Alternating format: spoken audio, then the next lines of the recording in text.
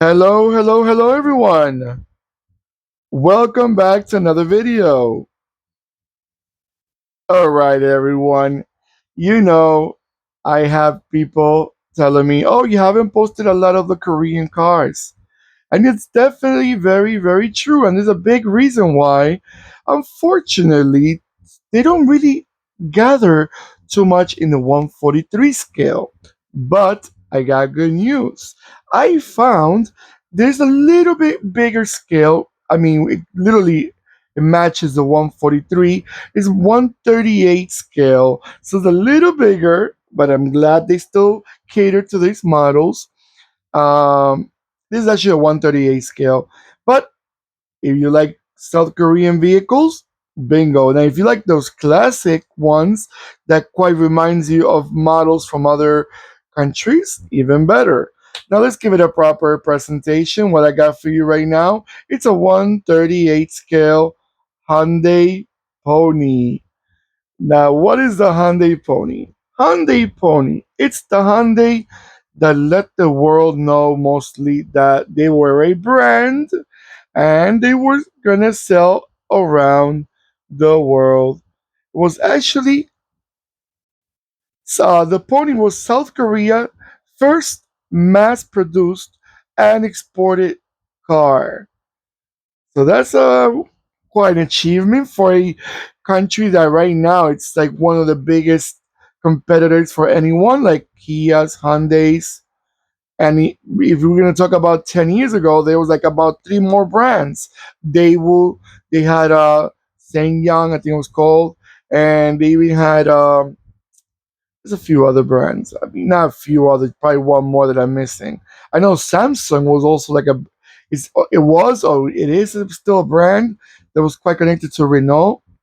I never knew that Samsung, the TV company, the electronics, also make cars. But you always learn something new. Now, going back to this nice Hyundai Pony, this model it was in production between 1975 till 1990. Okay, it was only built in South Korea. It was considered a subcompact car. And if you look at this car, a lot of people are going to tell me this is a British car, people. This really looks only like a British car. Well, it quite is that. So literally, like I was saying, I had to stop the video for a moment. I thought it was pixeling, like it was not going smoothly, so I stopped it for a moment. Going back to what I was saying, basically the Hyundai Pony, it was. Let me read this real quick. Hyundai had already ventured into the car production by producing locally built versions of the Ford Cortina under license from 1968. When the company wanted to develop their own car, they hired George Turnbull, a former managing director of Austin and Morris of British Leyland in 1974.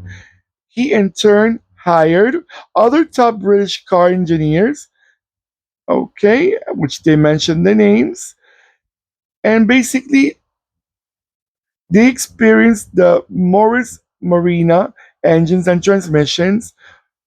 Okay, with Turnbull's experience with the Morris Marina engines and transmissions from Mitsubishi, with Mitsubishi Lancer specifically, and parts of the Ford Cortina were already being produced. And this hatchback, what I'm trying to say in little words, because I was confused for a moment, literally they grab a little bit of everything. They grab the information that Mr. George Turnbull and his co-workers had from the British Leyland Group they hired from, and also the transmissions and the engines they got it from Mitsubishi, specifically from the Lancer, and then they had already some parts they developed and they were styled by Ital Design Giugiaro. Hey, the whole combination worked very, very well for all this company. And this is a beautiful little car. This car, like I said, it was the one that opened Hyundai to the world. They started they started exporting to South America and Egypt. Okay, in Europe, they started exporting to Belgium and the Netherlands by 1979, and then a little bit afterwards, also Greece. They even made a pickup version, okay, of this car. Now, let me talk about engines because I'm a little backed up on the video. I see extended it too long. They had, by the way, just so you know, they had as a two-door or four-door liftback, which is the one that we're looking at right now. No, three or five-door liftback. Sorry, two-door coupe utility. They also have it as a four-door saloon, and they also had it as a five-door state wagon. Engines 1.2, also a 1.4, and a 1.6, all of them four cylinders provided by Mitsubishi. And in transmissions, you had a four-speed manual and also a three-speed automatic. All right. Uh, I'm gonna let this nice-looking car go around a few times, and I'll be right back.